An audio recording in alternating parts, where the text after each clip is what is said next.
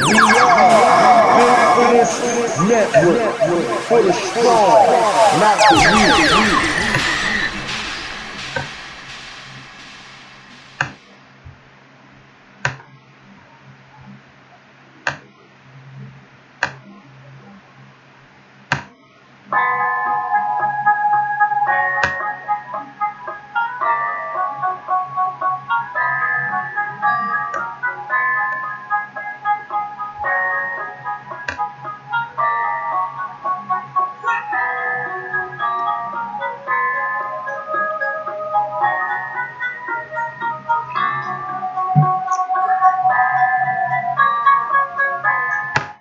No escaping this.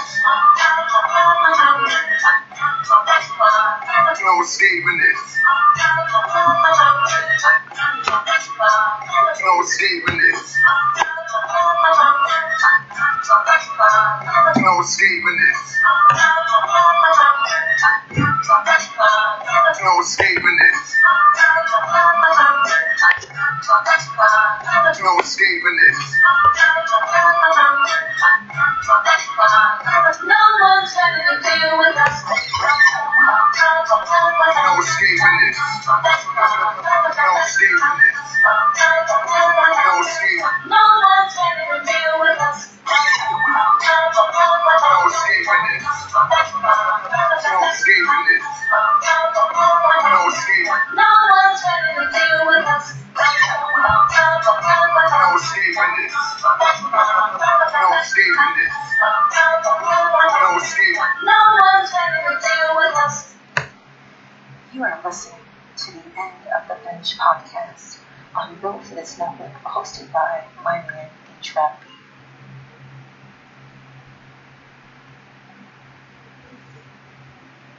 Good evening, good afternoon, good morning, good night, whichever suits you.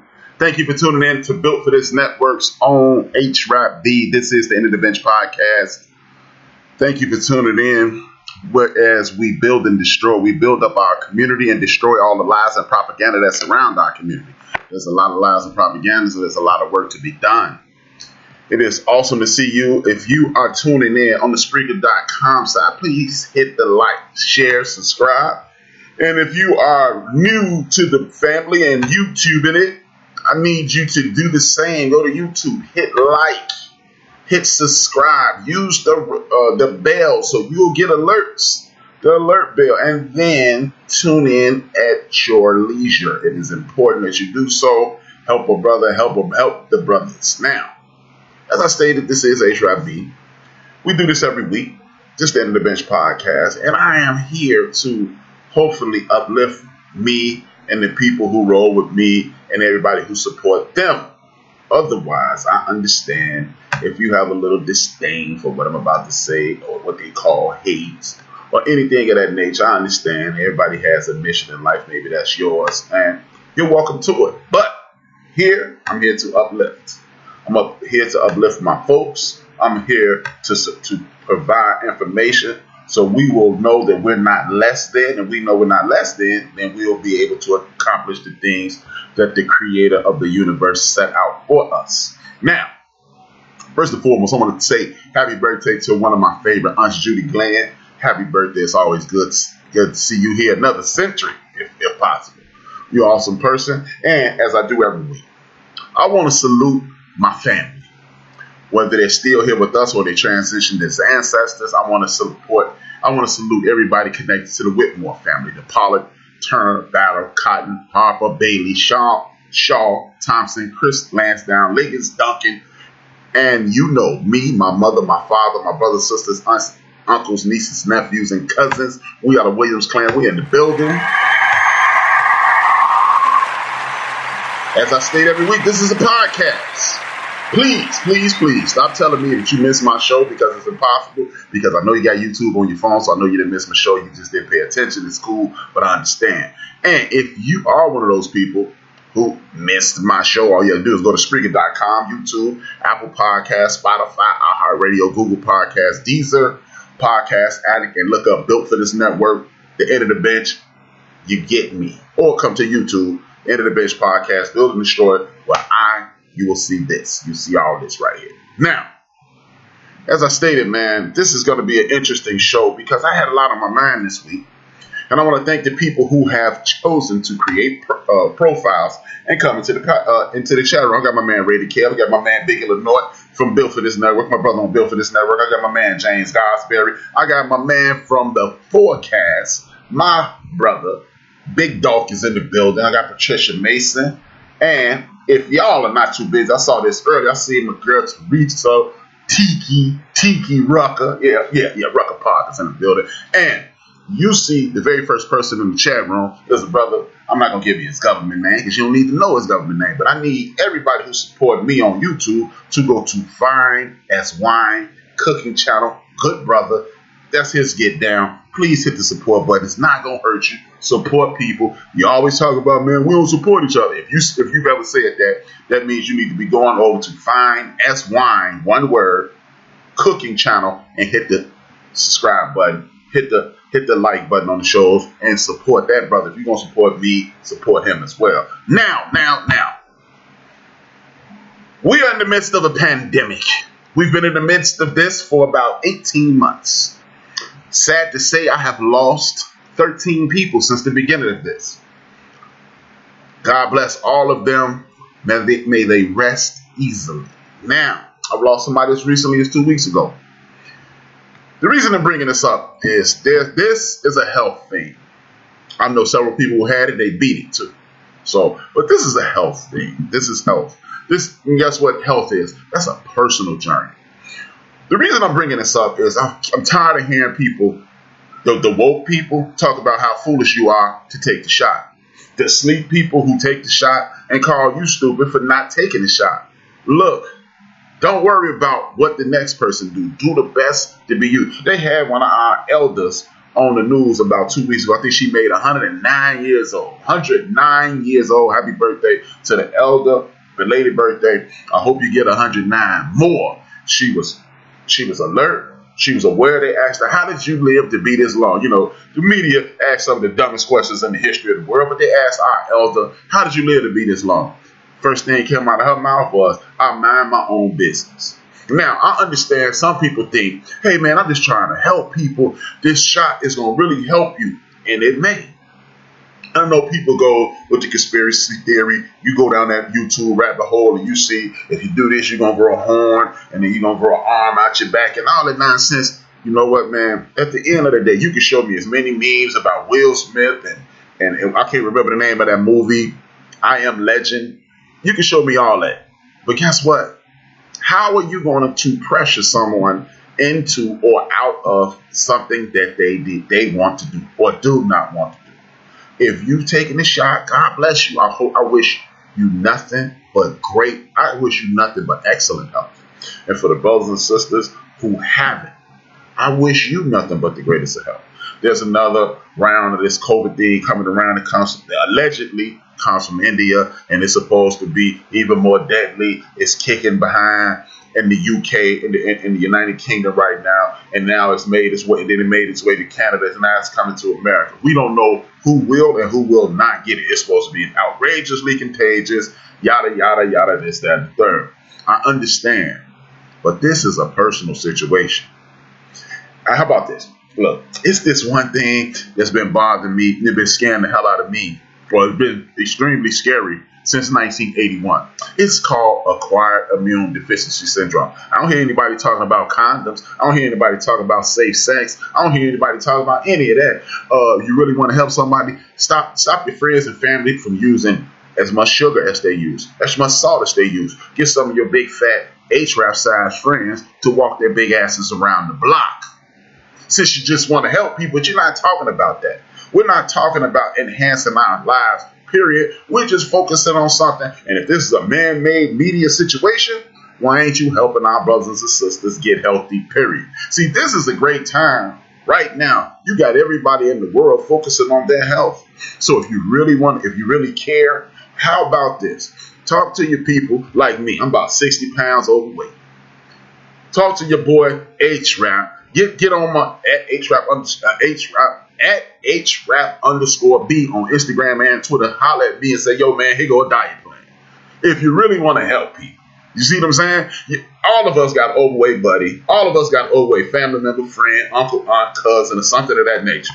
We all do. So why aren't you trying to help those people? Because you know what? Because you want to be perceived as the smartest guy in the room at all times, right? But you're not. You are not. It's cool. And then it's cool, man. Look, our family. Stop trying to shame people. If you don't want to do something, don't do it. Don't do it. Me and my brother Ray the Cab are on a full health mission currently. Outside of this very second, you've never heard me say that because it's private. We don't need your help. We don't need your stimulation. We don't need your emotions. We don't need your support. There are a bunch of people out here. Go to a homeless shelter and donate some food. Go to all them old clothes that you know you never gonna wear again. Take it to the Salvation Army since you're just in such a mood to help folks. Stop jumping down people's throats for their decisions. If they're not hurting you, I'm going to need you to stand down. I haven't used this feature on my show in a very long time, but anytime you jump up in somebody's face, I need you to. And it's back. Now, please do that, man, because look, I understand in your perception, you are helping people, but in their perception, you're getting on their nerve. And no one wants that. And guess what? If you're really trying to help me and you're going to stress me out about a damn shot, guess what? You just did more damage than you could ever do positively. So please, I understand this. If you think there's something that your friends and family members need, hand them something, hand them a pamphlet, get them a website to go do the research, and then hopefully they'll either transition to the way you feel or not. You need to support and love your friends and family member no matter what they do. And stop trying to be their parent. Just be their friend, cousin, uncle, aunt, nephew, or what have you. Thank you, thank you, thank you. Now, with that being said, I usually never start off on the entertainment side, but I got some important things to do on the serious side. But again, I want to celebrate another birth of my first. J-Ron is in the building, straight out of Canada. Thank you, brother. I want to celebrate somebody. This dude that I'm going to show you, I'm going to show you that later. Now I'm going to rewind. I'm going to go right into the entertainment portion of the show. I never do this because entertainment really ain't my get down. But I'm going to talk about this. And it's going to lead into some other things that we're going to be. I want to say salute to our brothers, Chauncey Billups and Jason Kidd. Chauncey Billups and Jason Kidd. We have received more concessions for the National Basketball Association. This is not advancement. Don't tell me, oh, man, they finally hiring brothers. I don't want to hear this. Look, the NBA been hiring black men as coaches since the 60s. One Bill Russell being the very first player coach and won a championship. So it's not really a big deal. But I do want to salute two of the better people at their position and two of the better people that I've seen in regards to knowledge of the game and being able to control the game. Salute to both of those brothers. It's nothing but love. Big ups to you. Another thing. This is when your man HRap go right into his conspiracy trick bag. Our brother, I got my man Jay Fish, the microwave. You want to support that brother? You want to support that brother? You want to support that brother? Hit that follow button. He'll be on YouTube sooner than you know. Now, this is when I jump right into my conspiracy theorist bag. And the reason I've been doing this is I've been saying this for 3 years. I've been affiliated with Spreaker for 3 years. And when I'm on my old network, I used to say it, and I'm going to say it again right now. I've been saying, I've actually had a friend say, what you just said is the stupidest ish I've ever heard in my life. When I said brothers need to start going to HBCU, Boris Brown in the building, y'all already know. But I've been saying that for years, and then people are finally starting to come around to that. They're starting to see. Oh, my bad. I'm starting to see this. A lot of our former athletes who want to be coaches, they are starting to engage in coaching, like on the lower levels, college levels, HBCUs, and things of that nature, because these what they call Power 5 conferences don't want to hire the bros. And I said, why are we complaining about working at Ohio State, working at UCLA, working at University of Illinois, working at Alabama? I got my man Ben, the captain of the BS3 ship and the captain of the forecast, Mondays 9 p.m. Check us out with dope. No need, I know, with dope. Yes. But like I was saying, I've been saying, look, Why are you going to beg North Carolina, Georgetown, St. John's, University of Indiana, any of these places, stop worrying about any of these places not hiring us when we can go to HBCUs? This was my original plan maybe about 6 years ago, right? 6 years ago, I said, since Patrick Ewing can't get a job and Mark Jackson can't get a job and Sam Cassell can't get a job and my man Nate McMillan can't get a job, why don't they come together and go to a school like Grambling, or better yet, since they already have more than sufficient athletic facilities, go to FAMU, right? Go to FAMU, those 4 dudes, and when you see Patrick Ewing, Sam Cassell, Nate McMillan, and anybody else walk in your door, you'll be like, oh, yeah, you going with him. And then we can build up FAMU, and then one of them, I said, what they should do is take about $2 million. $2 million in the South does not spend like $2 million in New York, LA, or Atlanta. But in the deep South, like deep South Florida, Alabama, Kentucky, Tennessee, or Arkansas, Texas, it spends way more. Then you build up that program, and then Nate McMillan goes get a job at Grambling, and then Patrick Ewing goes get a job at Georgia Southern, and so forth and so on. We build up HBCUs. Within 5 years, we would own the NCAA tournament. People told me I was crazy. Oh man, you sound crazy. You need to shut your dumb ass up. The whole get down, right? Now all of a sudden, my brother Kenny Anderson, friend of the show, been on the show. Salute to Kenny. He goes and get a job at Fisk, and then the brother George Lynch goes get a job at my rival school. I can't think of it right now. I think of it. Clark Atlanta. How could I forget that?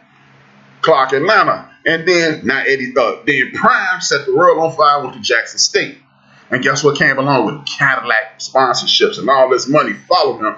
And guess what? The power structures are now saying, wait a minute. Penny Hardaway even got his job at a big time school like the University of Memphis. Used to be Memphis State. I'm old enough to remember when it was Memphis State, but it wasn't. It was the Memphis State Tiger out at the University of Memphis. Now, check this out. Penny Hardaway getting all the best ball players because he was on the AAU circuit and he Penny Hardaway. So a lot of brothers are going, wait a minute, we can get jobs down there? Wait a minute. And these big time universities are starting to say, hey, wait a minute. Get Hubert Davis over there. Get him in North Carolina. And then we're going to start hiring. Now all of a sudden, we want to take Penny out of the college ranks because y'all know, people, maybe my man Roy Williams might be able to, Calipari might be able to rustle some of these young brothers from they walking around with Penny sneakers on, and Penny walked in their door and said, come to my school. What them young brothers don't do, come to their school. And guess what? Yeah, Penny Hardaway got in trouble for a $10,000 thumb, handing the young brother who got drafted by the Golden State Warriors $10,000 he wasn't even a coach or anything at that point. He just tried to do that young brother a favor. And guess what? That word got around. So who ain't going with Penny because they know Penny going to take care of them. And guess what the NBA does? They save the National Association of College Athletics Basketball by trying to hire our brother for the Orlando Magic. No, thank you. Lord willing, Penny does not take that job. And I want Penny to be the basketball, this version of Big House Games, the basketball of our ancestors, Big House Games. And he wanted to be Big House Gaines Jr., and I want him to be the basketball version of our ancestor, Eddie Robinson. Both of them are ancestors, and that's where I want Penny to be. I want Penny to dominate big-time basketball because all the bros love Penny. See, that's how you have to do this. We have to be strategic in what we do. Otherwise, we will continue to lose. I got my brother, Jungle Brother. He's in the building. Thank you for the support. Always good to see a good brother. Now, the reason I'm bringing this up is because, see, we have been duped into believing small colleges are not where it's at. That's a stepping stone. No, it's not a stepping stone. Yeah, you can get $7, $8, $9, $10 million at the University of Florida State, Penn State, so forth and so on. But why would you do that? You ain't hire me. Hey, Mike Jones. Y'all know how much I've been loving Texas for the last month. Last year, you didn't want me. Now I'm hot. I'm all on me. Not Prime, not Penny. This is what I'm talking about. Now, Memphis, y'all did it when it was good. And when nobody paying attention to my brother Penny. And y'all said, look, you're killing in the high school level. Won't you come up? I get it. That's your home state. He went to the university. That's what you're supposed to do. If you want to coach, Nate McMillan should be coaching at his alma mater, like Patrick Ewing is doing, so forth and so on. Georgetown, you only did that because Big John put the pressure on you, but well, that's neither here nor there. But this is why we need to stop asking people to do us favors. Stop asking the government to do us favors, because we can do us favors. Penny come to an HBCU. Eddie George go to an HBCU. Nate McMillan come to an HBCU. All these brothers get to say, you know what, I'm cool. I really don't need that. And next thing you know, these big time school, these HBCUs, stepping stone jobs in the NCAA tournament. They're winning, they're advancing, and guess what? We winning. And look, oh man, ain't no big time student gonna go to an HBCU. You don't need a big time student to go to an HBCU. Because guess what? Let's start naming some of the best players in the NBA. And most of them didn't go to these big schools. Dame Lillard didn't go to a big school. Trae Young. Ain't nobody checking for Oklahoma for basketball players. You got Stacey King, Mookie Blaylock, Trae Young, and Horace Grant, brother. That's it. Ain't nobody, oh man, I can't wait to get to Oklahoma. See, some of the best ball players in the world come from places you've never heard of. Best ball players in the world, football, baseball, basketball. So, you don't believe me? How about this? Greatest running back of all time, Walter Payton, HBCU. Greatest wide receiver all time, Jerry Rice, HBCU. The dude who invented the term sack and one of the greatest pass rushers in the history of the world, our ancestor, David Deacon Jones. Rest in peace, Walter Payton. David Deacon Jones, HBCU. First black quarterback to win a Super Bowl, HBCU. Doug, this lets you know that you don't have to be accepted by the world to be extraordinary. Stop thinking that because it's ours, it's second rate, and because somebody puts the stamp of approval on it, it's not. Stop it. I got my brother Joe, another build for this network brother in the building. Good to see. This is what we need to start doing. See, we have the power and the ability to do what we need to do. And then if they never give us reparations, we're going to keep fighting for it. Just because you ain't give it to me don't mean I'm going to ever stop fighting for it. I'm always fight for it, but we got to stop asking. If we start seeing the value in each other, like my brother, new brother to the family, fine as wine, cooking sure needs y'all to support him. Why we need to watch anybody but my man Crunchy and Cooking on Netflix and my man right here? We don't need to see dives and diners and Man versus Food. We can watch these brothers. This is all I'm saying. We have to look. We over-index on just about everything in the United States of America. What made the new social media get down? What is it? I got it on my phone. I'm gonna look for it. Whatever the hell it is, when I see it on my phone, I say it. But well, we making all this shit happen. So if we start over-indexing, just like everything else, and get a focus on HBCUs. See, I'm old enough to remember Jet Magazine used to do top 10 HBCU football teams, basketball teams, and players. I'm old enough to remember that. I remember that. That's how I know all these random ain't never gonna be on Jeopardy ass facts, because I used to read the Jet Magazine and see these things. That's what I'm talking about. Hey, I'm on the road. I'm not ignoring Ivan and my man already Kev. I'm just on the road. But these are the things that I'm talking about. These are the things I'm talking about. We must put ourselves in positions of power and stop with the nonsense. And here goes some more nonsense. This is my least favorite topic of the week. What's her name? Sha'Carri Richards. Salute to my little sister, Flojo Jr. out here, man. Now, yeah, it's certain people who've made 3 or 4 Olympics and they already got medals and this, that, and the third, but she's flamboyant, and flamboyant equals cash, and cash equals success, and she's killing it. And why are we talking about her nails and her hair? See, the self-hate must stop, my brothers and sisters. It must stop. It must stop.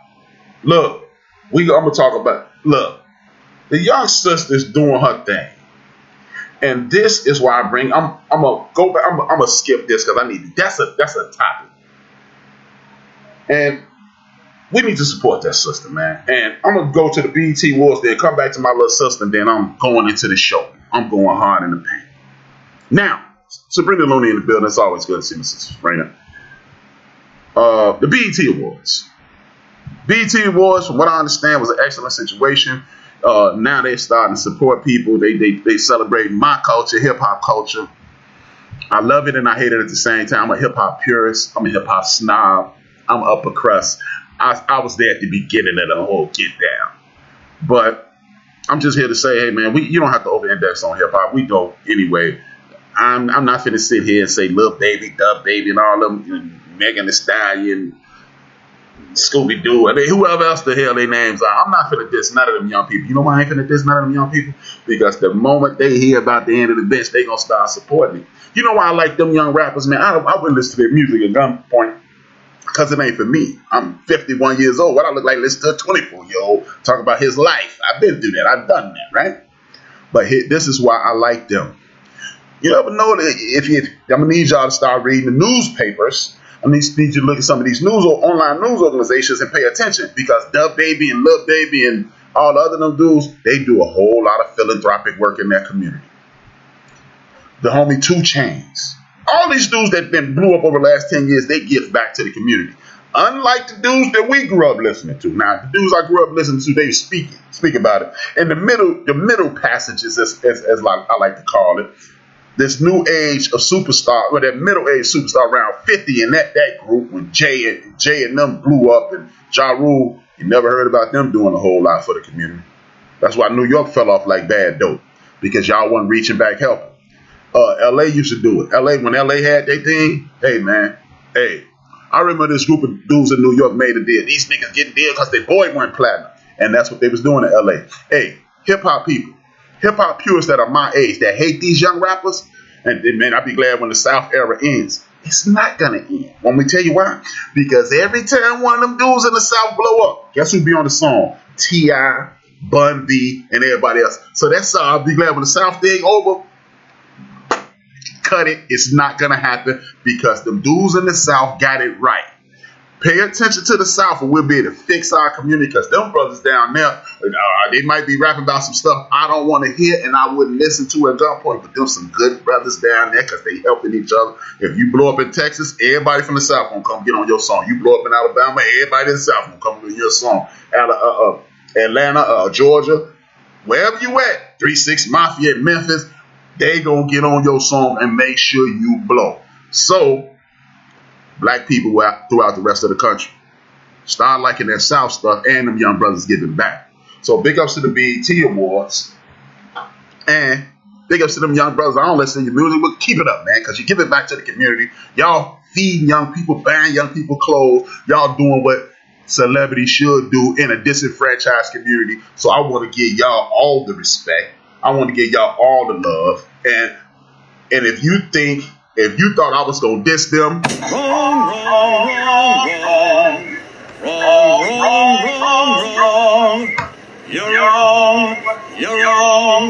You're wrong. Meanwhile, back at the Batcave. Now, something I like to call, I shouldn't say this. I'm gonna reword this: clown on clown violence. A couple weeks ago, Jason Whitlock. No, first and foremost, let me start off. Our young brother Kwame Brown set off a DJ Clue bomb and blew up the spot. He held up a mirror to all these suckers in the media who don't do nothing but kowtow and make sure they keep their job. So, guess what happened? Clown on clown crime happened. Jason Whitlock, one of the biggest, fattest clowns in the history of the world, calls Stephen A. Smith a asshole and a dummy. You know the world has gone completely mad when Jason Whitlock is starting to sound like he down for the cause. See, but what we're not going to do is support Jason Whitlock, because you spent the vast majority of your career dissing us. So we're not going to get behind you, but we're not going to fall for it. But it was just wildly interesting to see him call Stephen A. Smith a dummy, an ass kisser, and a bozo. And he said white people only hold him up because he's stupid. How interesting, Jason. How interesting is that? But I'm not going to give you any more shine. The reason I'm going here, I'm going to take it back a couple of steps as our young sister, Sha'Carri Richards, or Sha'Carri, or whatever her name is, young Richards sister. She dope. And when we why must we get into this hating contest with each other. We need to stop this hating thing. Stop hating each other. Because look, I see my brother Scottie Pippen hating on Michael Jordan all of a sudden because he wanted to get him back because 365 days ago, the hottest thing in the world was The Last Dance, and Michael Jordan made you look bad. Then when they asked you about it, you said Scottie. You say, oh man, me and Mike cool, blah, blah, blah. But now you didn't call Mike selfish. You didn't call him a cheater. You didn't say Phil Jackson is a racist. Bruh, you have officially ripped your ass off the back of your body, stuck it on the wall, and kicked your own drawers in your ass. Because Michael Jordan is part of a fraternity now. He's part of a fraternity that will never have you be a coach. You probably never get back on TV. And guess what? Young people are in control now. The people who give a damn about how Michael Jordan treated you don't really pay attention like that anymore. So they don't control the narrative. This Michael Jordan is the dude who give me the coolest shoes in the world. Why are you hating? Nobody's going to take context, Scotty. And again, why must we tear each other down? Look, watch this. Newsflash. Joe DiMaggio didn't like Mickey Mantle. But y'all will never hear about it because y'all too young to know. I'm too young to know, but I'm a nerd, so I know that. But we always got to go, Michael Jordan ain't better than Kobe. Kobe ain't better than Michael Jordan. LeBron ain't better than Kobe. We got to keep pushing our brothers down into the sand until they disappear. But when the dominant culture talk about their stars, Babe Ruth is the greatest thing since sliced bread, even though Babe Ruth might be, I'm not going to say that, but you know what I mean. Mickey Mantle, all he did was use alcohol. Really? That's all he did was he drunk himself. Okay. He drunk himself into a ruined career. Oh, okay. Well, nobody else drinking but Mickey though. Okay. But my point is, Clubhouse is the social media thing. We made that worth $3 billion. You don't hear the dominant culture destroy their people. I got my sister Shauna Wilson in the business. Always good to see. It's one of my closest and most dearest friends. Been my friend since I had teen and my age. But we don't hear other people tear down their heroes. We must stop tearing down ours. Look, how is it that Muhammad Ali is the most popular boxer in the history of the world? Exactly. You don't hear him Bird better than West, Luka Doncic, and Da Vinci. They just say they all great. It was about my brother, Jungle Brother. Support that brother too as well. If you want to speaker.com, find Jungle Brother supporter. I got the number one Chief Rock in the building. He's always in the building. Much love. But these are the things that I'm trying to get y'all to understand, man. We don't have to destroy each other to look good. See, this is something that has been embedded and inculcated into your DNA since way before you got there. When you beat someone into submission and you pour poison into them, that poison trickles down through generations. And that poison is forcing us to destroy each other to this day. We must remove this nonsensical competitive nature. Tell you what, if you think LeBron is the man, buy you a damn LeBron James jersey. Or how about this? You like Michael Jordan more than LeBron? Okay, cool. But enjoy LeBron. Don't be an idiot. Enjoy this, man. There's no need for you to pit these brothers against each other. Like your team and like the players. You're not getting a dime. I see things like little bitch, LeBron, he a pussy. Excuse my language. But I don't like that, y'all. I do not like that. Because I'm old enough to remember. 1989, Jim Brown on the Arsenio Hall show calling out Michael Jordan and Magic Johnson as the two biggest stars in the world, and they're doing nothing to support our community. Now LeBron show up and doing everything y'all said Jim Brown said they should do, and he still ain't winning. How is that, man? Look, if you're not a LeBron James fan, boo him every chance you get. Boo him, boo his socks off. Hate him, boo him, doing it. But this name calling disrespect, we don't need to do that. Because I told y'all 2 years ago, stop comparing Michael Jordan to LeBron James. Because as y'all do that, if a flawed Michael Jordan if a flawed LeBron James can surpass Michael Jordan, then a flawed Tom Brady can pass both of them. And did that not happen this winter? Tom Brady's the greatest athlete and the greatest winner of all time. I told y'all that was gonna happen. My sister Trey Natural's in the building. Support my sister at all time. But I told y'all, man, while y'all keep destroying each other, somebody else will right in there and beat you for the spot. Don't do it, man. You don't have to like everybody because, hey, newsflash, I was born and raised in Chicago, Illinois. Born on the west side, not about a mile and a half away from the damn United Center. Never was a Jordan fan. Never was a Kobe fan. But I ain't finna talk bad about him. But that's what we have to get out of this thing, man. We cannot continue to attempt to code switch. Chicago High Park in the building. That's right, man. We got to stop. Look, this code switching. I'm not going to be this and I'm not going to be that. Look, our sister, Shakari or whatever her name is, little sister that's killing that track. She's going to dominate the Olympics. We talk about, oh, she hood, she ghetto. Look, if she speaks differently from me and you, that's called a dialect. This is the only country in the world, on the earth, that does this. You don't speak like me, so you're wrong. It's called dialect. Look, how about this? I read this book, 1984, Miss Adams' class. It was called The Outsiders. They had the rich white boys and they had the poor white boys. The poor white boys were called the greasers. And the rich white boys was called the socialites. They didn't speak proper English and the Soch did. Different dialects. Look, ain't nothing wrong being from ghetto, cause I'm it. You don't like ghetto people, you don't like me, cause I'm from the hood. I'm hood as hell, and I'm never gonna change. I don't wanna blow up. If I gotta change and put on my professional voice, I don't want to be that. See, you continue to suppress. I got my man RC in the building, much love. If you continue to suppress who you are, you will never be as great as you could be because you're going to continue to suppress who you are. And now only 20% of who you are shining through. It's a reason God made you because you're good at something. And if you're going to suppress that along with the natural poverty suppression, along with the natural oppression that comes along with being American, along with the natural oppression that comes along with being black, what good would you be to yourself? How you gonna tell your kids to be all you can be, but you put your white boy Roy voice on? Oh man, ain't no such thing as sounding white. Yes, it is. Yes, it is. Because guess what? I don't hear Barack Obama sounding white, and he sounds educated. I don't hear Colin Powell sound like that. He sounds educated. My man Craig is a damn a government agent. He don't sound like that. So why can they sound like themselves, and you have to dress it up and talk like you got your butt cheeks squeezed together? Look. If you sound hood, so what? That's what you do. You sound hood, work your behind off and whatever field you're great at. And guess what? When you start making that paper, you can sound like a formerly enslaved person. Well, boss, I got all the money. And if you got all the money, they're going to work with you.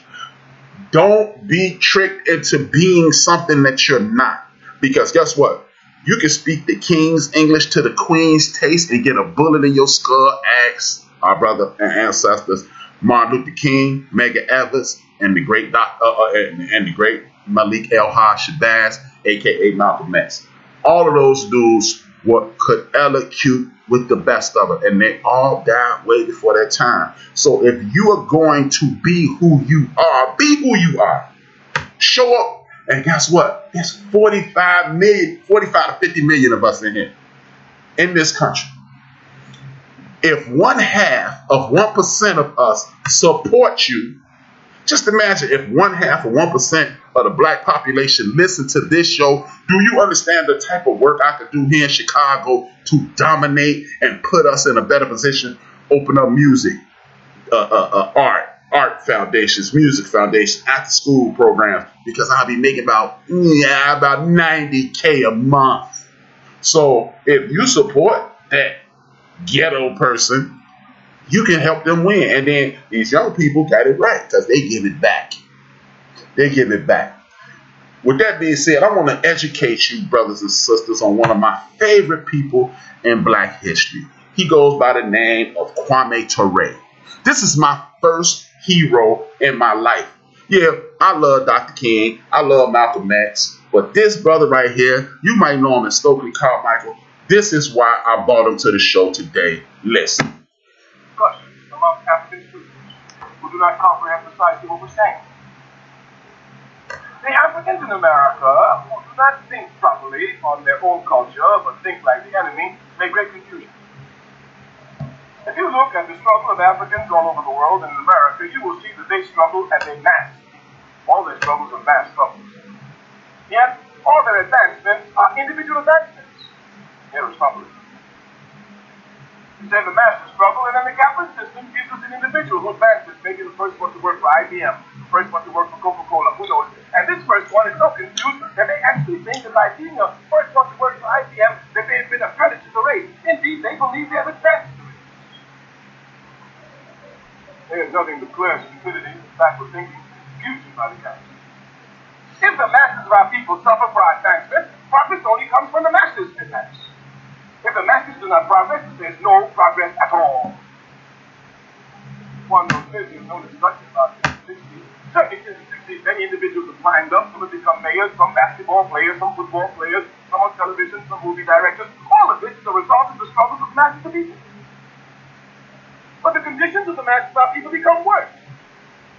For someone to discuss progress means that they're very confused. There's been no progress for our people. The conditions are worse. The only progress for our people is the rising consciousness of the masses, which will never stop.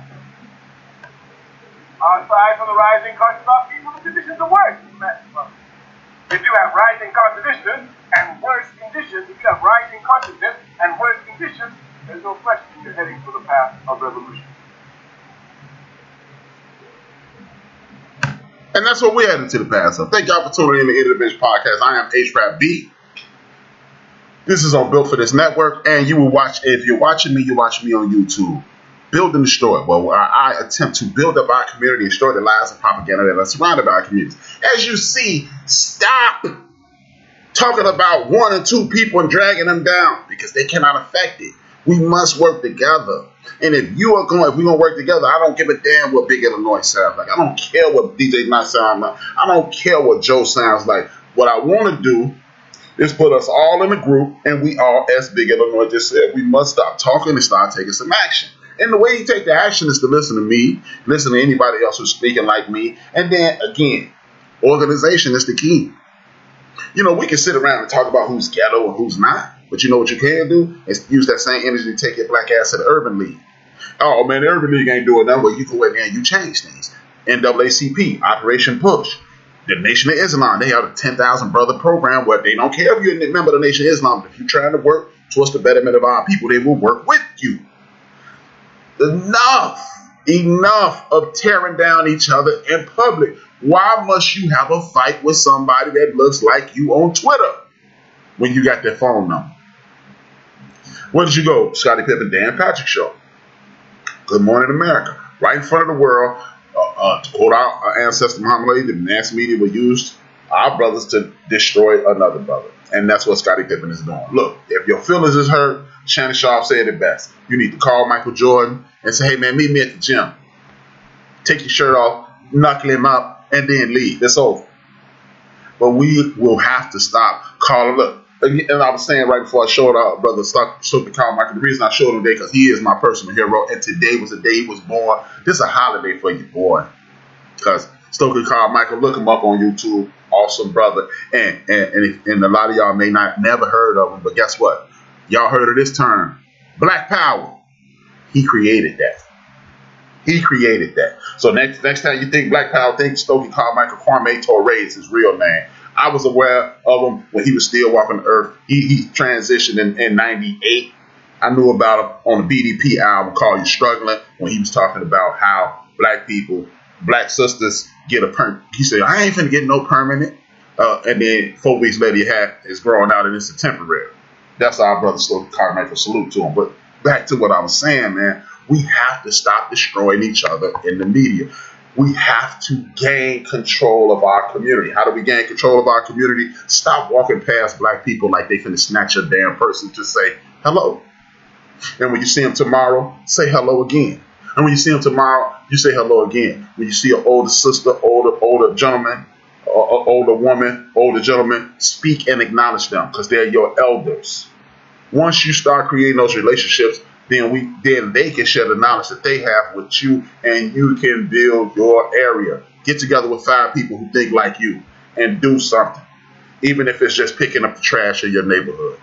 Do something. Organization is the key. Arguing in front of the world is not. I want to get into this. There's been war declared against our community. I don't hear about no good folks. I don't hear about no bad folks. There has been war declared in our community. If you thought, oh, that was back in the day, they have publicly declared war against you. Mitch McConnell did it the night Barack Hussein Obama was elected president of the United States of America. He said, I'm going to make sure we're going to do everything we can to make sure he's a one-term president. And then when he wasn't a one-term president, they did everything they could to ensure that he couldn't make any substantial changes. Whether you like Obama or not, that's not what I'm talking about. What I am talking about is the organization of people who are white nationalists, white supremacists, and playing our doubles to do everything they can to make sure you cannot excel. The reason I'm bringing this up is this. There was a condo. I think it was 198 apartments in this condo. Or maybe not that many. I don't know. It collapsed. It's about money. That hotel has been sinking every year since 1990. The building inspectors told the city of Miami, hey, this is not safe. And because it's about money, and they built this on swamp land in Florida, that joint fell in the ground. Now, you know me, I live on the 15th floor right off the lake too. I understand I'm on sheetrock. Let's talk to the homie today. And you know, the lake in Chicago used to go as far back as Oak Park, 11 miles. 11 miles from where I am right now. But I'm not in danger by and large. But the people in Florida, they're in danger. How many times you turn on the news and you see a sinkhole open up in Florida? Meaning, y'all built this on faulty land, and the earth is saying, no, I don't want you here no more. You got to go. And people are dead for money. They're dead for money. So if you don't care about the rich folks, and you've shown me for the last 40 years, you hate me. And you got people like Mitch McConnell and Tom, like my man, shout out to Professor Greg Carr, Dr. Professor Greg Carr, Tom Lana Cotton, and other bigots that I believe suspected bigots, because I ain't got, you can sue me, but you ain't gonna get nothing. But you get about $4,000-5,000 now. That's it, man. You get about, maybe with my savings you might get 7. But they're doing this thing. They're doing this thing. And they're doing everything to make sure poor people, especially poor people that look like me, they suppressing history. You can't teach anything that might hurt a white person's feelings. You cannot teach anything that may hurt a white person's feelings. But the truth is like rain. They don't care who it hit.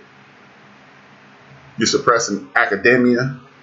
You're doing suppressive laws and things of that nature. And what we're doing is, they're doing all this voter suppression. Democratic Party, y'all supposed to have our back, right? Why ain't the Democratic Party doing everything they can to register your elders, my elders in Illinois and all throughout the United States of America? Why ain't all these superstars? I bet you if we got up with some of them little babies and dub babies and those dudes, they'll provide vehicles and transportation for the elderly, so they can in their town and surrounding areas, so they can get. What we need to be doing is creating a plan so our elders can get to the polls, and then we can get to the polls, and it don't make a difference how y'all do this, because the census went down this year. That means redistricting is in play. And if redistricting is in play, that means the places that you live are not going to have the proper academic support. You're not going to have the proper medical support. And you're not going to have the proper financial support so you can create a business so you can take your community out of poverty.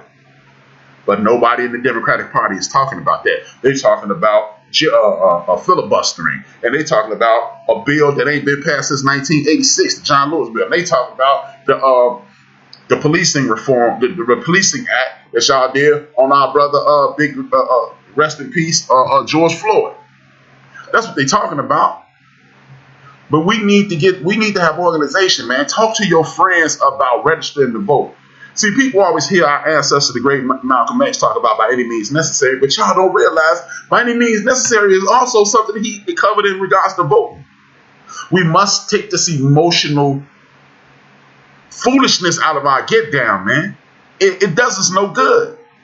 We continue to argue with each other about nonsense. We continue to argue with each other about politics. And guess what? Our brother Stokely comment. That's why I played it. Oh, you see, so you need to pull yourself up by your bootstraps. And they didn't took my damn boots. Stop comparing. I was just talking to somebody today. People need to stop comparing us to the strong man. HRap, you come from the Cabrini Green area. You college educated. You make decent money.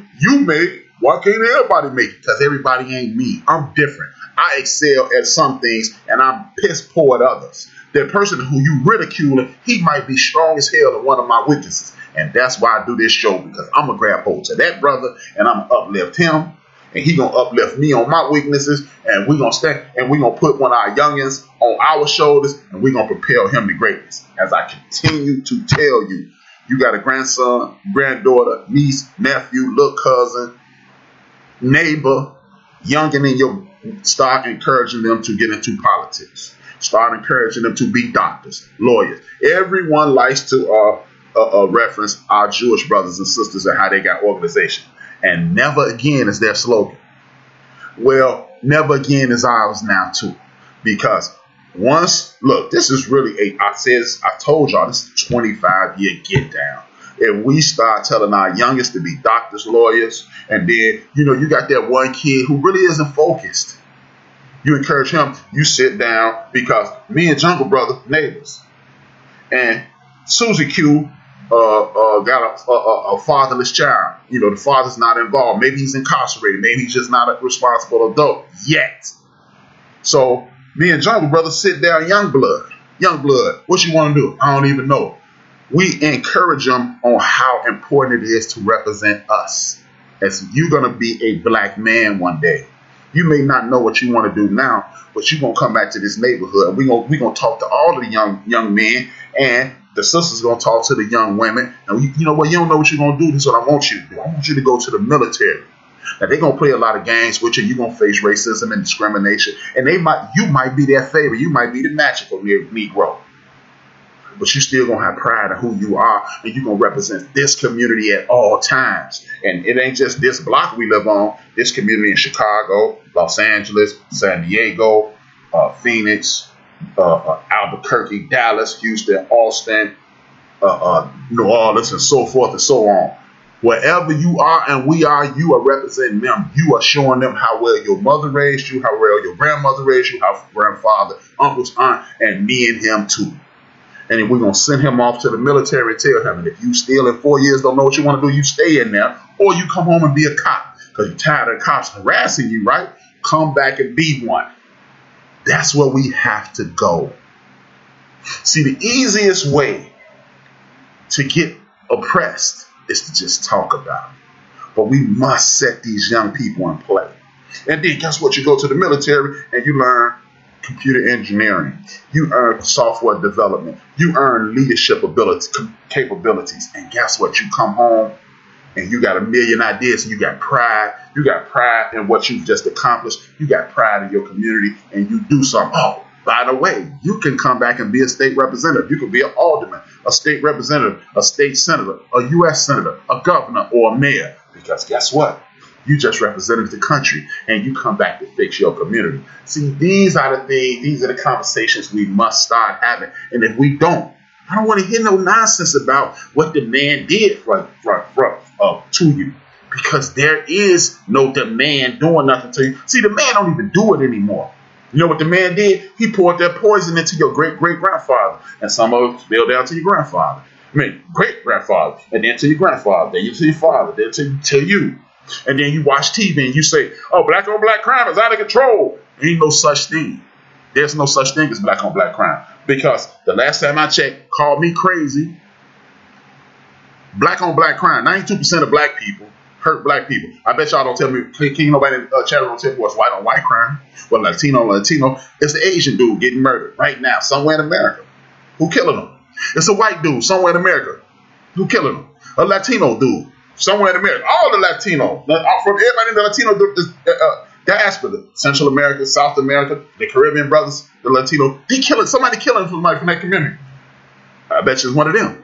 Because you kill. The damn country is so segregated, you only had an opportunity to kill somebody who looked like you. Because if you go to the other neighborhood, they gonna kill you. See, this is what I'm saying. 91% of black people hurt black people. 89% of white people hurt white people. I could give you an additional opinion, which I am. How about this? White people can live where they want to live. So if your number is just as high as 90 and I'm stuck in an area, you might be more violent. But I'm going to give you this one. If we were in the same class and when you got an 89 on the test and I got a 91, the teacher's going to put that same B on our grade. We're going to get the same B. So,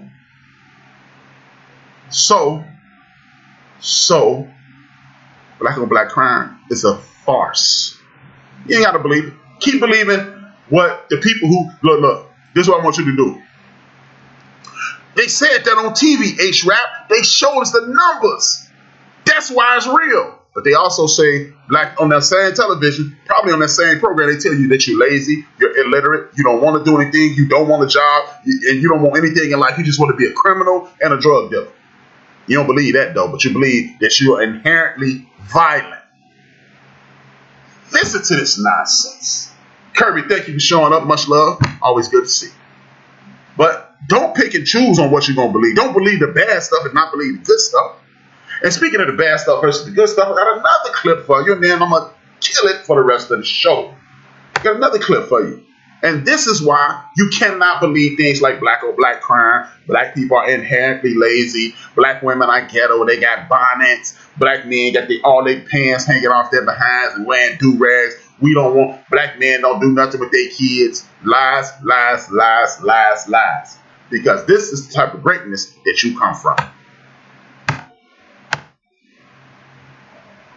It was called the Red Summer of 1919, named for the blood that ran through America's cities during months of racial unrest. African American soldiers had returned home from the Great War, World War I, to a country still teeming with discrimination. And in their quest for civil rights, tensions between blacks and whites reached a tipping point. Deadly race riots broke out in over 2 dozen cities, but one rural town, Elaine, Arkansas, would become the epicenter for the bloodshed. The violence there, lynch mobs, torture, indiscriminate murder, was so horrific it would go down in history not as a race riot, but as the Elaine Massacre. This is history. Dark history. During World War I, more than 350,000 African American soldiers enlisted to serve, but while they fought for democracy abroad, their own country, America, was still not willing to see them as equal. White supremacy was very mainstream at this time in the United States. Basically, a lot of African Americans were seeking to obtain their full rights and equality in the United States, and violence was often used by mobs of whites. Tensions reached a boiling point in the summer of 1919. Race riots broke out in dozens of cities across the country. But in the rural South, something even more menacing was taking form. There, slavery existed in all but name. In the system called sharecropping, farmers provided landowners with a for a share of crops produced. But the system was rigged. Sharecroppers were often kept in perpetual debt. One black sharecropper raised $500 worth of cotton, and his landlord told him, yeah, $697 worth of supplies, so you will need money.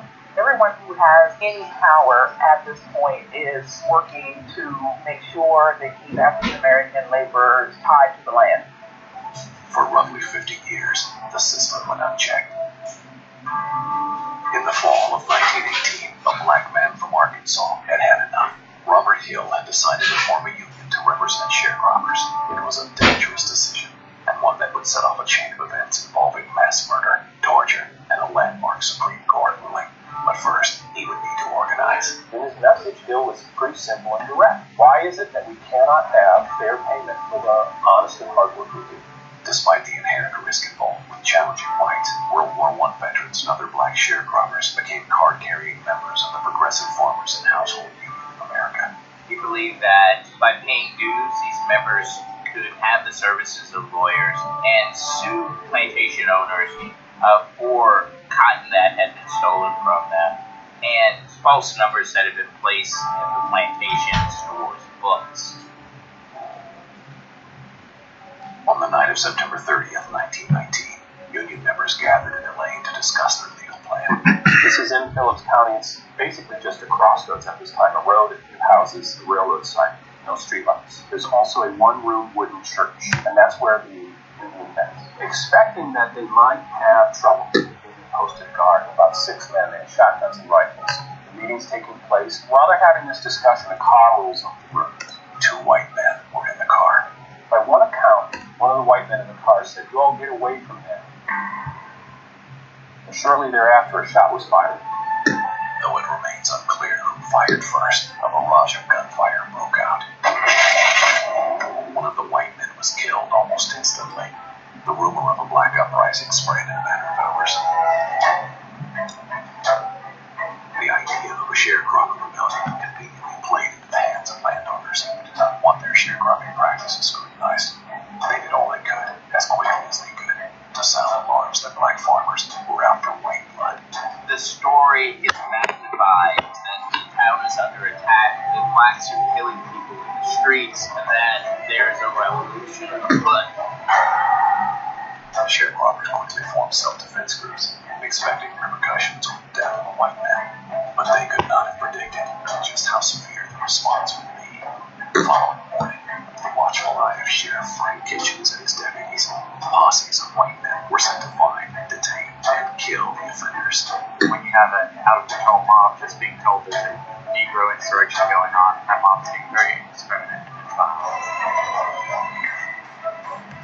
You see houses being attacked, black-owned homes being ransacked, The black schools burnt, notable families were killed. Black women and children have to go literally hide out in woods because many of these people are indiscriminately shooting at African American women and their children. Black veterans and other African Americans took up arms in self-defense. This no doubt just feeds into the mob fervor.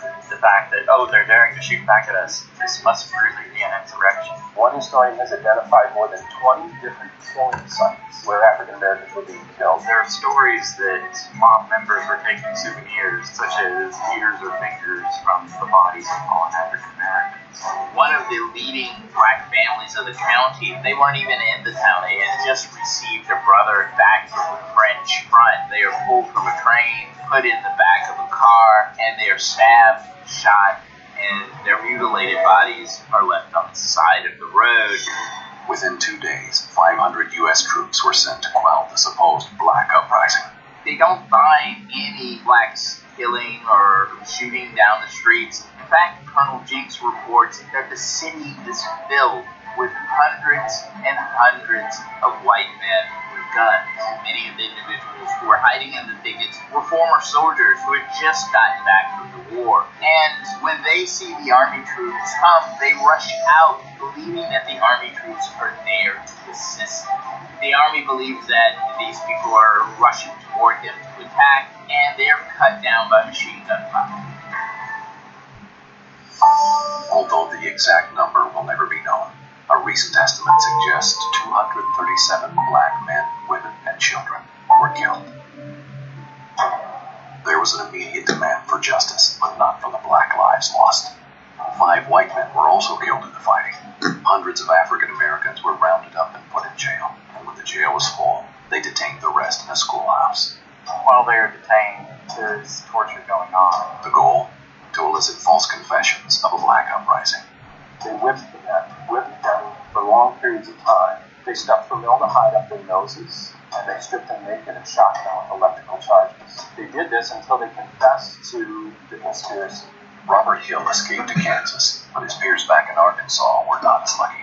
122 indictments were issued, and trials quickly started. The men were brought into the court machines. They weren't allowed to consult with their defense attorney. The defense attorney rarely interjected. And then the all-white jury started delivering guilty verdicts. In one case, the guilty verdict came back. It's also important to point out that there were mobs of people outside who were demanding black blood. Governor Bruff maintained that at some point, it's also important to point out that there were mobs of people outside The governor who were lived up to his demanding word. black blood. Among the Governor 87 Bruff black citizens charged with crimes, 12 were sentenced to death by the penitentiary. Despite the system being blatantly rigged against them, the convicted men had one unlikely beacon of hope. The American justice system. The trials of the Elaine 12 had been highly publicized. The NAACP took notice and stepped in with legal help for the 12. For 4 years, the team faced a series of legal setbacks and advances until in 1923, the case made its way to the Supreme Court, what is now known as Moore versus Dempsey. There, the defense argued that the original trials had been mob-dominated. The black prisoners had been denied their constitutional rights. In a landmark decision, the court agreed. The good thing comes out of this is that the NAACP sees for the first time that it can win in the Supreme Court, that things don't always follow along the color lines. The 12, subjected to torture, injustice, and litigation travesty, were at long last exonerated and released in January 1925. They might have escaped with their lives, but there was nothing that could reverse the pain and devastation felt by the black community in Phillips County, and no way to unsee the ungodly truth that American men, alongside the American government, were complicit in a massacre of American citizens on American soil. We as a nation have grown and we continue to grow. We don't need to pretend as if we've always had everything figured out, but if we are to do justice to who we are as Americans, we've got to own all of it.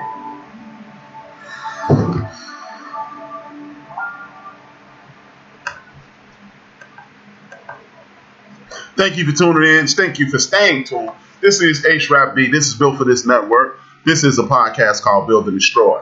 The end of the bench, Build and Destroy, where I build up the community. My goal is to build up the community and destroy the lies and the propaganda that surround the community. Thank you for watching that video. The reason I said we were great because of that, because when that happens throughout the entire nation, several times in certain cities, 3 times here in Chicago, several times throughout the United States of America, and we still have the ability, we still have an intestinal fortitude to create academics, lawyers, instructors, educators, inventors, and everything else that makes this country what it is today. That shows you the greatness. See, a lot of people may have looked at that and said, man, why are you showing that? That's depressing. It should be depressing. And you should be angry as all hell. The reason you should be angry as all hell because they have attempted to stunt your growth at every turn. Now, do you want me to say, oh, white people are evil? Then you're wrong, because all us not good.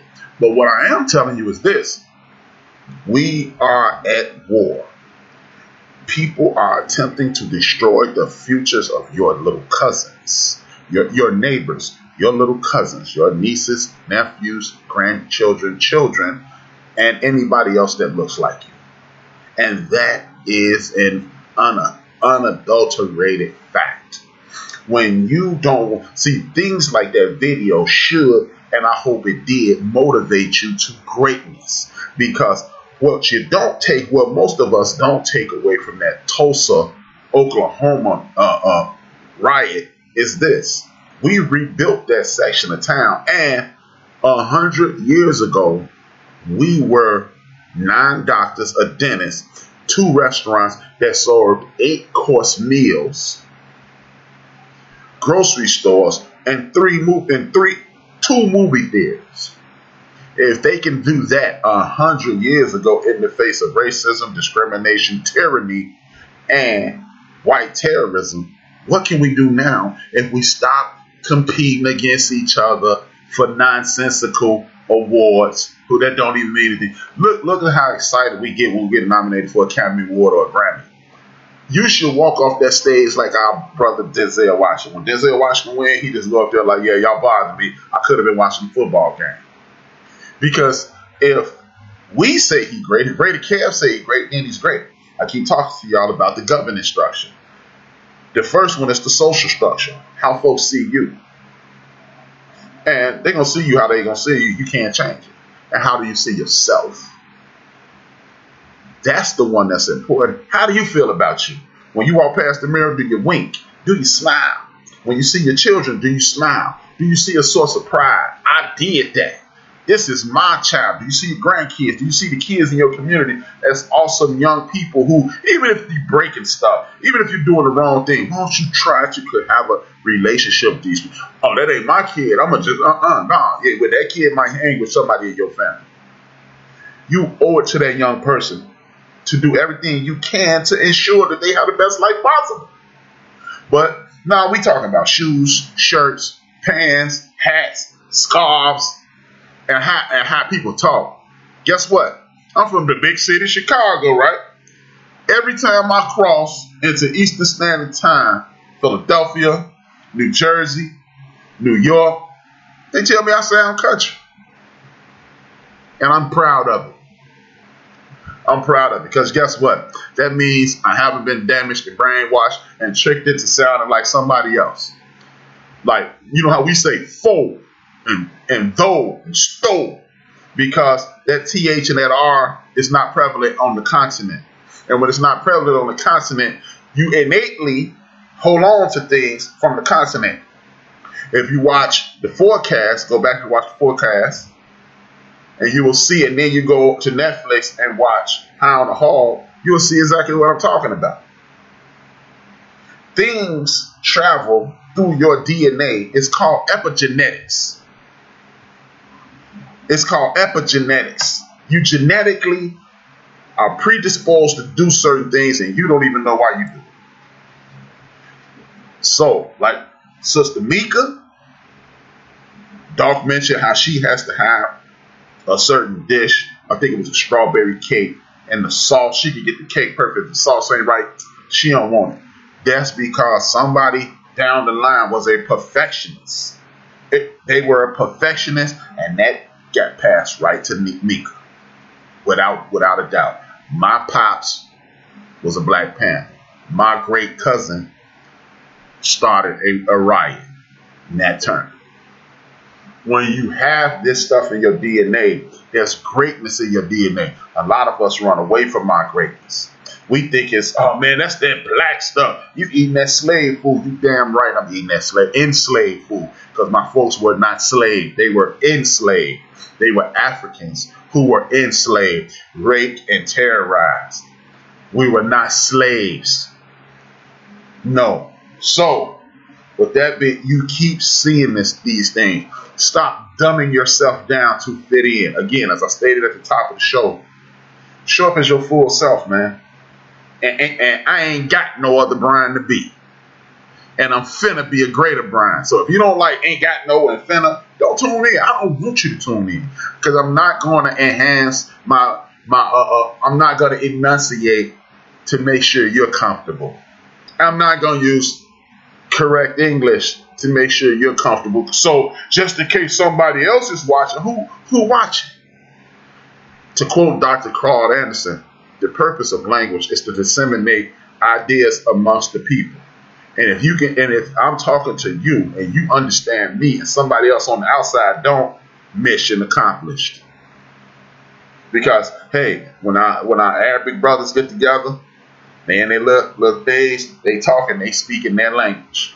When our Latino brothers, they speak in their language when you walk in the room. And anybody else from another culture who has another language, soon as somebody outside of that culture walks in the room, they start speaking in that language. So I ain't got no time to be trying to sound like somebody else.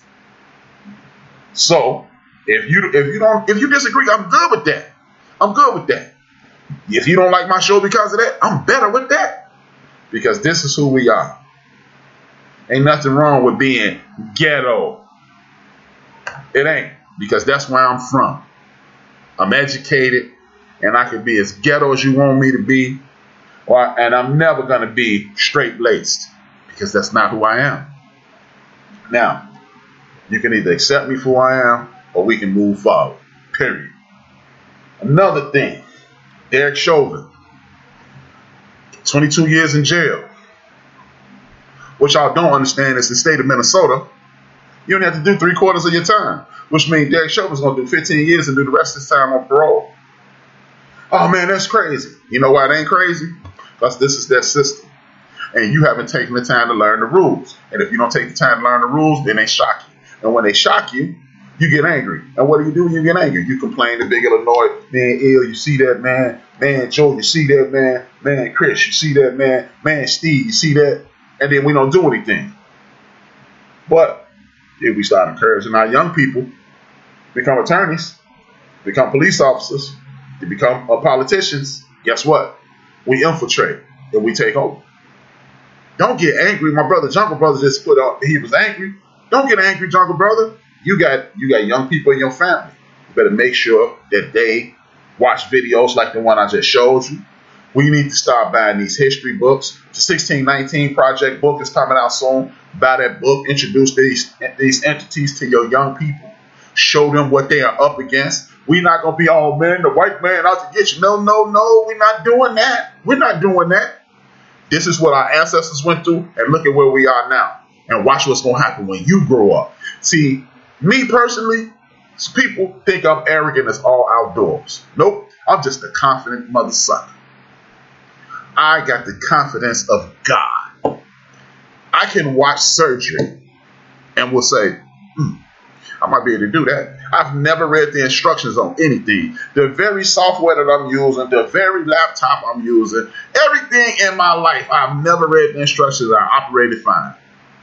I can tell you to tinker with it until I get it. So, if I can do it, you can. So just have the confidence. So don't write me off as arrogant. Don't write me off as a person who thinks as a know-it-all. That's unapproachable. I'm just supremely confident because my mother poured that into me. If I did something wrong, she would tell me, don't do that. You're not stupid. You're not dumb. You can do better than that. That's how my mother scolded me. She told me how great I was. So, you're great. Your people around you are great. So it's time for us to be great. And then we got to worry about racism and discrimination and things like that. Because you know what? Racism is a distraction. Racism is a distraction. Let's not forget about that female cop. Well, yes. There you go. There you go. But it's a distraction. You can sit around and complain about racism if you want to. It's never going anywhere.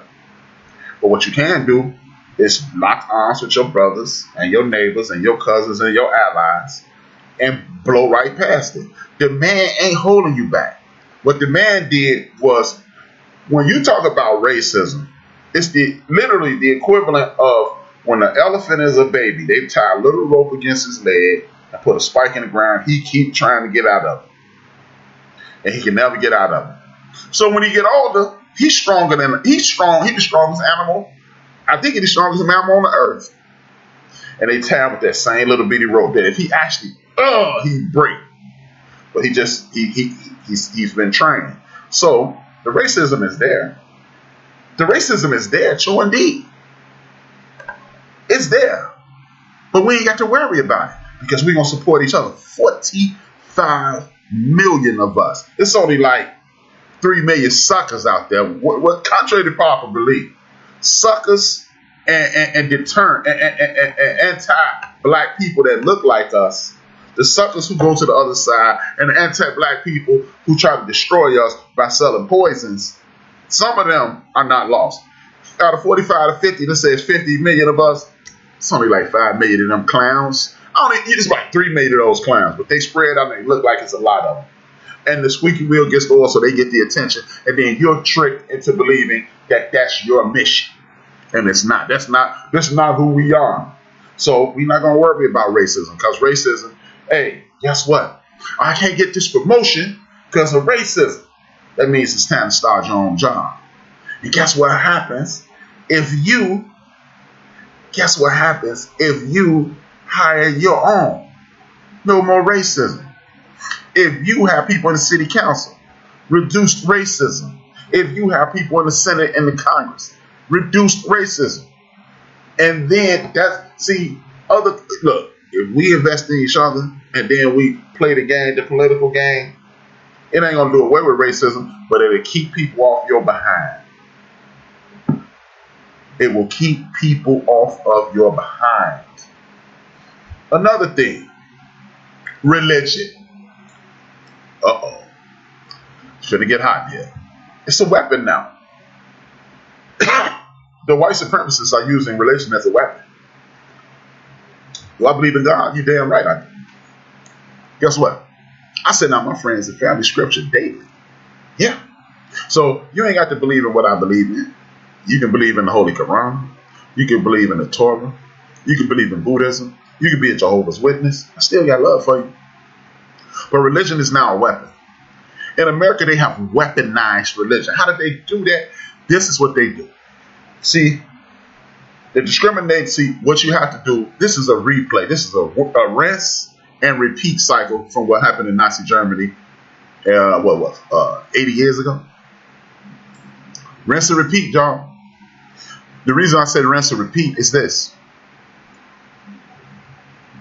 They're practicing on the LGBTQ community. Oh man, my religion says I'm not gonna serve you because you're here with a man and y'all a couple and I can't do this against my religion.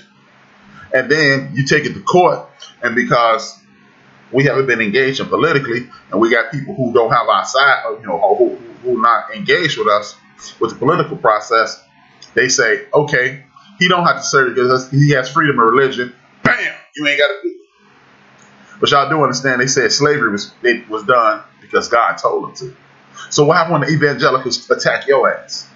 I'm not telling you to take up for anybody, but you keep counting people out because you disagree with them from a religious standpoint. Hey, last I thought, every church I've been in is talked about the relationship between you and your God. Not the dude next to you and God, not the dude on that side of God, not the people up here and back there and God. You and God. So if I'm sinning and you not, pray for me. Pray for the sinner. Hate the sin, not the sinner. That's what they say at church, right? So if you keep allowing people to divide you, oh man, I can't vote for him. He believe in abortion. I can't vote for him. He believe in same-sex marriage. I can't vote for him. He believe in this. Oh, well, you know what? He cheated on his wife, so I'm not going to vote for him. You keep doing that. And see if you can learn some of the Negro spirituals too.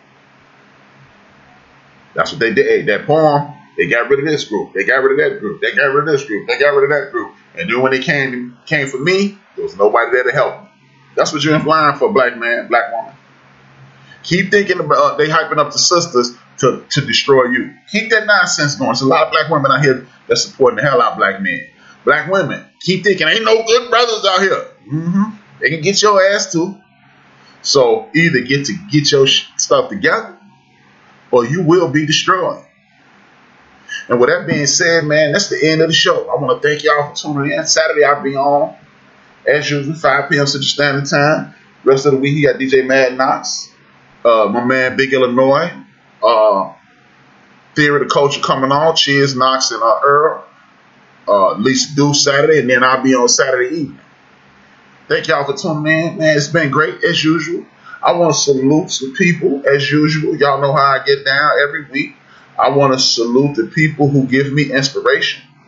That goes along with my man Nori from Noriega, Drink Champs, Talib Kweli, Ray Grady, Zoe Williams, Corey Holcomb, Craig from Craig Facts, Reverend Al Sharp, Heather B, Brother Clay Kane, Larry Daniel Favors, Joe Madison, the Elder, my man Baba, Dr. Greg Carr, the leader of African Studies at Howard University, and my sister, Queen Mother Karen Hunter.